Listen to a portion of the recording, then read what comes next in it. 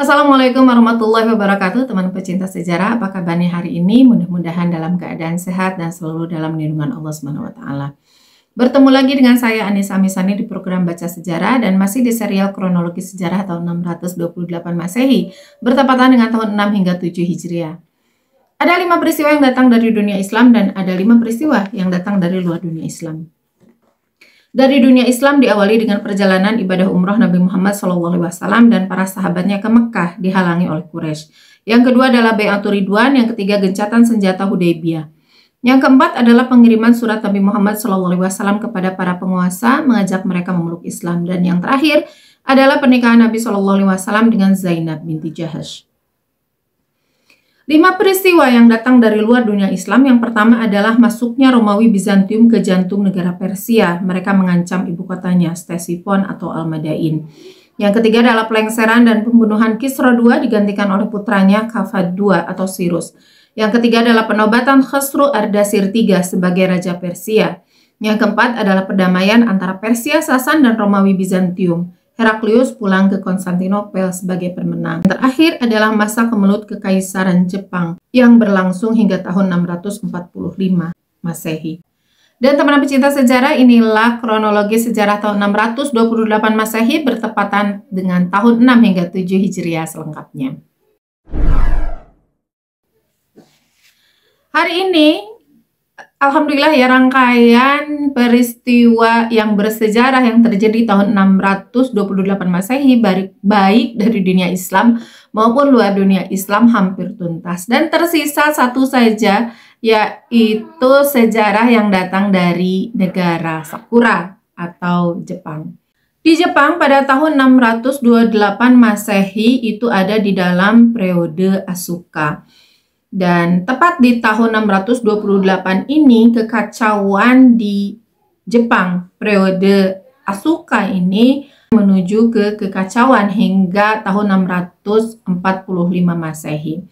Semua kekacauan ini diawali dengan wafatnya kaisar perempuan yang pertama dalam sejarah Jepang, yaitu Kaisar Suiko. Apa sebenarnya yang terjadi setelah wafatnya Kaisar Suiko ini dan bagaimana terjadi suksesi kepemimpinan yang menyertainya? Ada baiknya kita bahas dulu tentang biografi dari Kaisar Suiko ini. Ia memiliki nama asli Putri Nukatabe, lahir 554 Masehi dan meninggal 15 April 628 Masehi. Ayahnya adalah Kaisar Kinmei atau Kinmei Tenno dan ibunya adalah Permaisuri Soga no Kitashihime. Ia adalah Kaisar Jepang ke-33, juga Kaisar perempuan pertama dalam sejarah Jepang. Suaminya adalah Kaisar Bidatsu, yaitu saudara tirinya sendiri hanya berbeda ibu ya. Jadi Kaisar Bidatsu ini sama-sama putra dari Kaisar Kinmei, kaisar sebelumnya. Lalu Kaisar Bidatsu ini dinikahkan dengan Putri Suiko atau Putri Nukatabe ya pada saat dia sebelum menikah. Jadi menikahi kakak tirinya sendiri. Dan praktek seperti ini pada masa dulu ini praktek yang lazim di seputar kekaisaran ya. Meskipun ini saudara satu ayah dan saudara sedara, tetapi karena beda ibu bagi mereka ini dianggap bisa menikah gitu hanya karena mereka beda ibu saja meskipun memiliki ayah yang sama. Ini memiliki maksud untuk memurnikan darah kekaisaran. Jadi antara pemilik darah kekaisaran itu menikah satu sama lain. Dan ini tidak terjadi hanya di Jepang saja ya teman pecinta sejarah, tetapi juga di negara-negara Eropa lainnya. Sehingga justru anak-anak kekaisaran ini pada akhirnya mengalami banyak masalah pada akhirnya karena memang pernikahan sedara. Kaisar Suiko berasal dari klan Yamato. Klan Yamato ini adalah dinasti yang pada saat itu berkuasa di Jepang yang mengklaim bahwa mereka adalah keturunan dari Dewi Matahari Amaterasu. Pada masa pertumbuhannya di Jepang itu sedang mengalami perkembangan agama Buddha ya, meskipun belum pesat, tetapi sudah banyak juga yang memeluk agama Buddha. Sehingga Kaisar Suiko masa kecilnya itu dididik dengan tiga pemahaman. Yang pertama adalah ajaran Shinto, kemudian ajaran Konfusianisme, dan yang ketiga adalah ajaran Buddhisme. Ia dilantik sebetulnya tidak langsung ketika suaminya meninggal pada tahun 585. Jadi kan Kaisar Bidatsu itu duduk di tahta dari tahun 572 dan meninggalnya 585. Lumayan tidak terlalu lama ya dia memerintah. Dan pada saat itu terjadi konflik antara dua klan. Jadi perebutan kekuasaan dari dua klan, yaitu klan Soga. Klan Soga ini adalah klan dari ibu dari Suiko. Dan klan Soga ini secara ajaran dia dekat dengan Buddha. Jadi pro dengan ajaran Buddha. Sementara di satu sisi ada klan Mononobe yang singkatnya dia itu tidak pro terhadap ajaran Buddha, anti ajaran Buddha. Setelah kematian suaminya Kaisar Bidatsu, tahta itu turun kepada saudara tirinya yaitu Kaisar Yonmei. Dan Kaisar Yonmei ini dilantik naik tahta tahun 585 setelah kematian saudaranya Bidatsu, dan Yonmei ini diangkat lalu meninggal di tahun 587, jadi menjabat hanya kurang lebih 2-3 tahun. Bukan karena kudeta atau apa-apa, tetapi meninggal dunia karena sakit. Dan ini setiap suksesi kepemimpinan ya, terjadi lagi perebutan antara dua klan itu. Yang memimpin sekarang harus dari klan mana gitulah. Dan sama juga dari klan Soga dan klan Mononobe. Lalu setelah Kaisar Yonmei turun tahta karena meninggal, maka dilantiklah Kaisar Susun. Kaisar Susun ini naik tahta tahun 587 ya, tahun di mana Kaisar Yonmei meninggal. Ia menjabat sampai 592 Masehi. Kaisar Susun ini saudara tiri juga dari Kaisar Yonmei. Jadi ini peralihan antar adik kakak saja sih sebetulnya. Hanya saja kematian Kaisar Susun ini tidak terjadi karena hal normal seperti penyakit ya atau kecelakaan, tetapi karena memang kepentingan politik, yaitu dia dibunuh oleh klan Soga, di mana klan Soga memang tidak puas dengan kepemimpinan dari Kaisar Susun.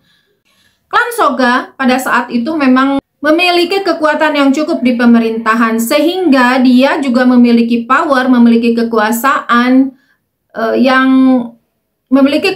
yang luas, sehingga berani memiliki nyali untuk membunuh seorang kaisar. Dia juga tidak puas karena Kaisar Susun memang tidak berasal dari klannya, yaitu klan Soga. Klan Soga pada waktu itu dipimpin oleh seseorang yang cukup kuat, itu bernama Soga no Umako. Nah, Soga no Umako ini dia memiliki nyali yang cukup besar gitu, sehingga disinilah awal dimana Kaisar Suiko memimpin. Pada saat itu kan belum biasa ya, belum biasa seorang kaisar perempuan itu memimpin. Sebelumnya belum ada contoh kaisar perempuan memimpin Jepang.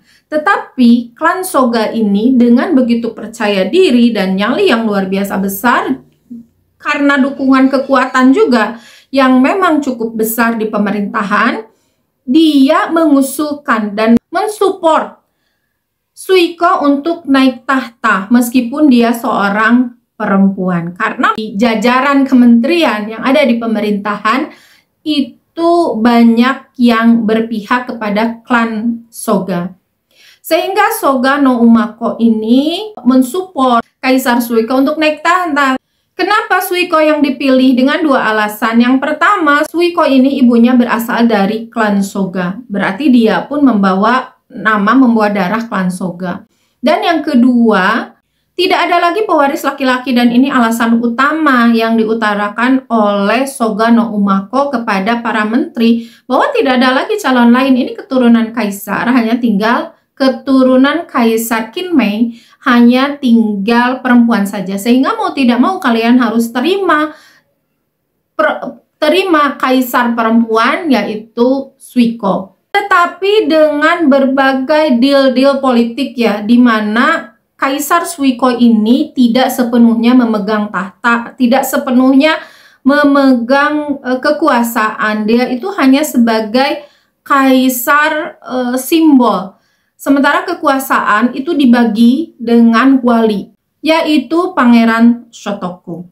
Lalu siapakah Pangeran Shotoku? Pangeran Shotoku atau Shotoku Taishi. Ini mohon maaf ya kalau saya salah baca bahasa Jepangnya, mohon maaf karena sama sekali tidak ada dasar saya untuk mengenal bahasa Jepang, membiasakan gitu ya dengan bahasa Jepang, itu sama sekali tidak ada pengalaman, jadi mohon maaf. Shotoku ini adalah keponakan dari Suiko sendiri, jadi bukan orang luar gitu ya, sama-sama dari keturunan Kaisar Kinmei. Sehingga meskipun Kaisar Suiko itu menjadi kaisar, tetapi dia berkuasa hanya sebagai de jure, secara hukum saja. Sementara sebagai de facto yang berkuasa adalah Pangeran Shotoku. Pangeran Shotoku melalui Kaisar Suiko pada masa kepemimpinan mereka ini menjadikan Jepang sebetulnya mentransformasikan Jepang ke suatu era yang baru.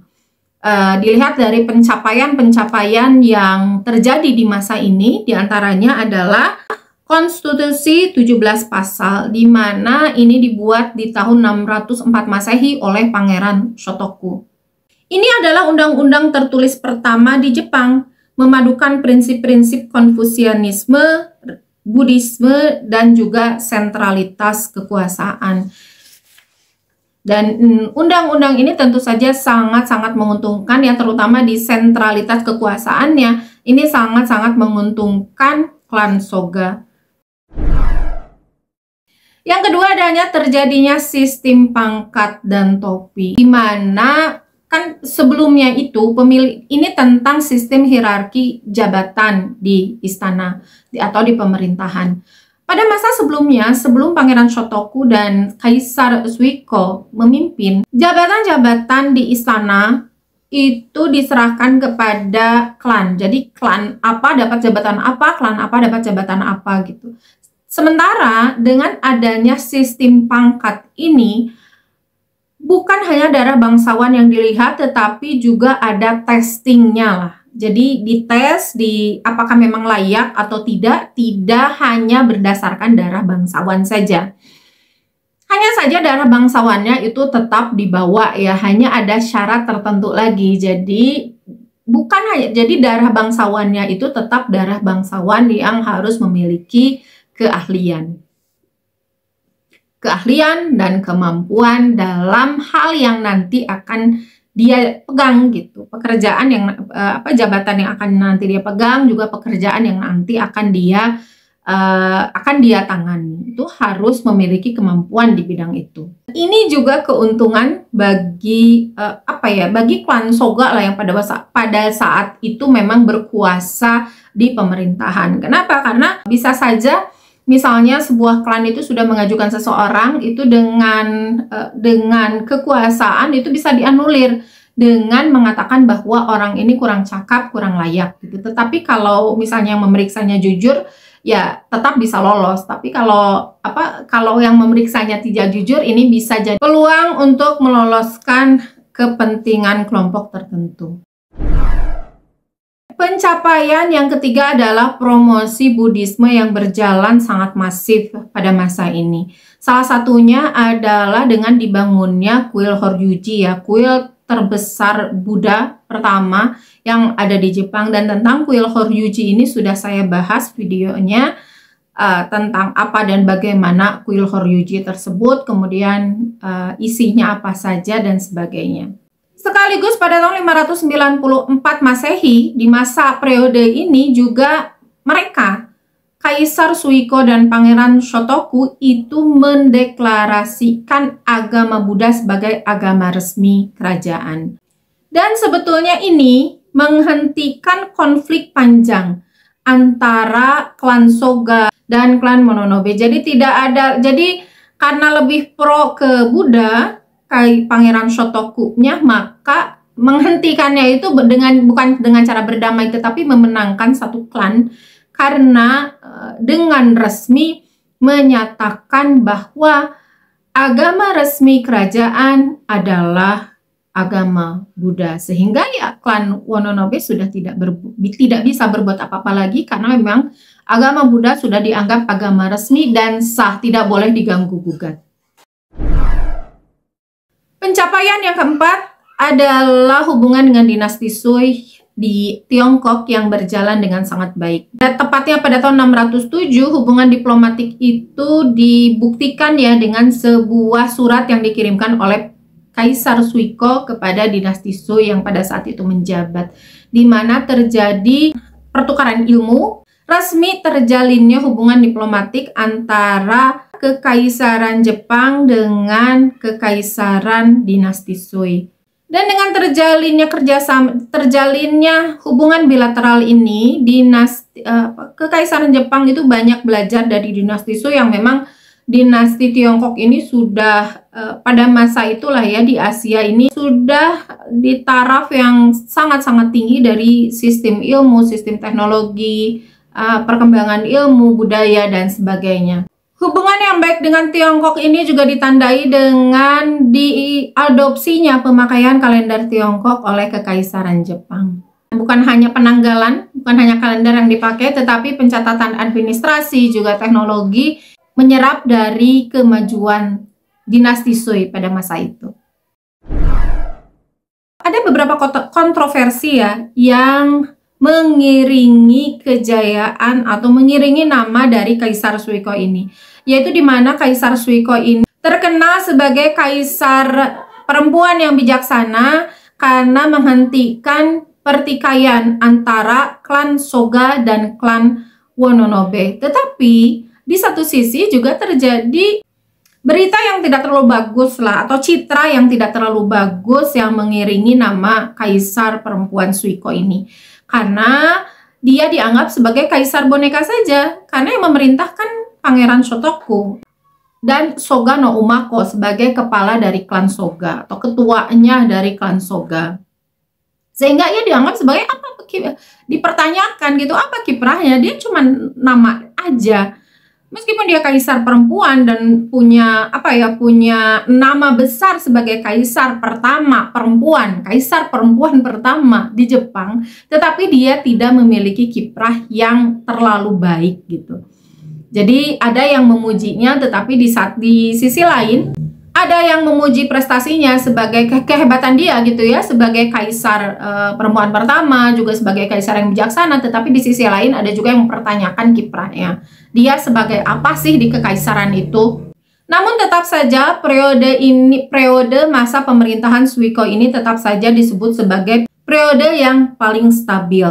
Stabil dari sisi politik, juga progresif dari sisi kemajuan kerajaan, baik budayanya, teknologinya, agamanya, juga sosial kemasyarakatannya. Jadi di antara periode Asuka, periode ini adalah periode yang paling stabil dan progresif. Periode Asuka sendiri berjalan dari tahun 538 sampai 710 Masehi. Kemudian tibalah masa wafat Kaisar Suiko di usia 74 tahun, atau tepatnya di tahun ini yang sedang kita bahas, yaitu 15 April 628 Masehi. Lalu kenapa sih ini menjadi kematian Kaisar Suiko itu menjadi titik awal di mana kekacauan melanda Jepang yang berlangsung lama hingga tahun 645 Masehi. Dan ini mungkin akan dijelaskan secara rinci nanti ya, kejadian-kejadian pentingnya di tahun-tahun mendatang. Hanya intinya kekacauan dimulai ketika Kaisar Suiko itu tidak menentukan siapa penerusnya. Dia hanya memberitahukan, dia hanya memberi tanda lah memberi tanda atau memberi sinyal kepada dua orang penerus, yaitu Pangeran Tamura dan Pangeran Yamashiro. Pangeran Tamura ini adalah putra dari Kaisar Bidatsu. Sementara Pangeran Yamashiro ini putra dari Pangeran Shotoku. Sama-sama dari klan Soga, hanya saja Pangeran Yamashiro ini berasal dari klan Soga yang rendahannya. Sementara kalau Pangeran Tamura ini kan dia anak Kaisar Bidatsu ya, maka otomatis dia berasal dari klan Yamato, klan Soga tingkat bangsawannya. Sehingga banyak klan Soga yang lebih memihak kepada Pangeran Tamura dibandingkan ke Pangeran Yamashiro. Meskipun dari segi jasa ini yang lebih berjasa terhadap negara adalah Pangeran Shotoku dibandingkan dengan Suiko, tetapi karena darah yang dibawa oleh Pangeran Tamura ini lebih bangsawan, lebih darah biru lah, sehingga merasa dianggap sebagai lebih cocok lah, lebih bangsawan daripada Pangeran Yamashiro. Dan disinilah peran dari ketua klan Soga kembali muncul ya namanya.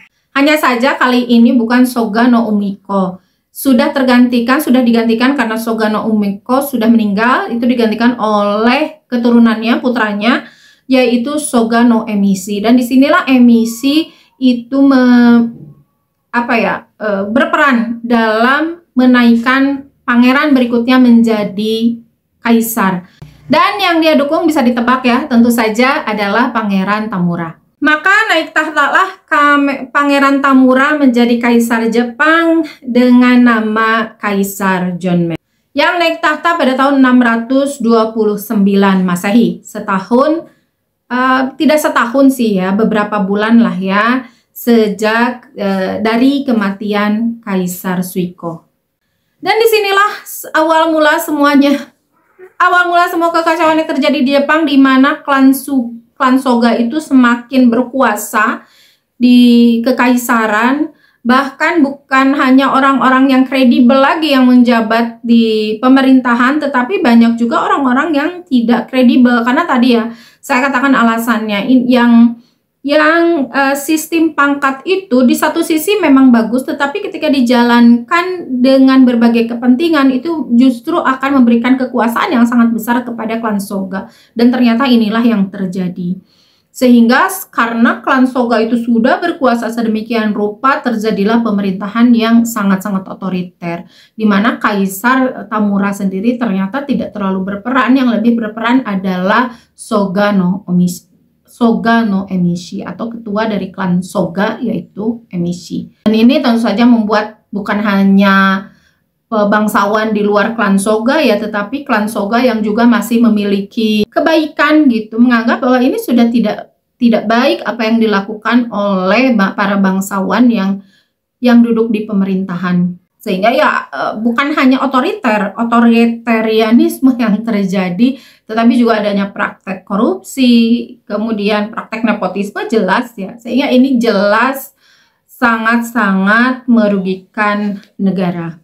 Dan ini masih panjang ceritanya, tetapi akan dijelaskan di tahun-tahun berikutnya. Dan semua kekacauan ini berhenti pada tahun 645 Masehi. Sebetulnya sebelum tahun 645 Masehi ada titik penting juga terjadi tahun 642 Masehi, di mana terjadinya kudeta Soga. Dari siapa? Dari Pangeran Yamashiro. Ini melakukan kudeta di tahun 642 Masehi, atau lebih dikenal dengan nama tragedi Yamashiro. Baru di tahun 645 menjadi titik penting akhir dari kekacauan yang terjadi di Jepang. Itu terjadinya kudeta Taika, di mana terjadi kejatuhan klan Soga. Dan bagaimana rincinya itu akan dijelaskan di tahun-tahun berikutnya ya, insya Allah. Ya, untuk kali ini mungkin segitu saja teman-teman pecinta sejarah, apa yang terjadi di Jepang pada masa 628 Masehi, di mana di Persia juga sama sedang terjadi kekacauan. Heraklius sedang mengalami kemenangan, sementara Rasulullah SAW memulai dakwah internasionalnya. Teman pecinta sejarah, luar biasa ya kalau kita belajar sejarah tidak dari satu sisi. Kita bisa melihat sejarah itu kayak kita melihat keadaan dari atas gitu. Kita melihat dari berbagai sisi. Kalau kita belajar, dan inilah maksudnya saya membahas kronologi sejarah. Jadi sejarah yang sesuai dengan kronologinya gitu. Tahun itu terjadi apa saja. Supaya kita bisa mudah melihat keterkaitan antara kejadian satu dengan kejadian lainnya. Contohnya bagaimana keterkaitan antara Rasulullah SAW di Madinah, keislaman, kemudian hancurnya kekaisaran Persia, juga bertahannya kekaisaran Romawi. Itu ada hubungan sebab akibat yang sangat kuat. Kita juga tahu di belahan negara lain, di Jepang, di Tiongkok itu sedang terjadi apa. Kita sehingga bisa berpikir secara global. Berpikir secara dunia, bahwa, dan kita meyakinkan diri kita sendiri bahwa ya sejarah ini tidak hanya berdiri sendiri, satu peristiwa tidak hanya berdiri sendiri, tetapi ada hubungan sebab akibat yang sangat-sangat panjang dan runut. Dengan cara ini diharapkan kita bisa berpikir juga secara global dan menyeluruh. Lalu apa sih hikmah yang bisa kita ambil dari suksesi kepemimpinan yang terjadi di Jepang?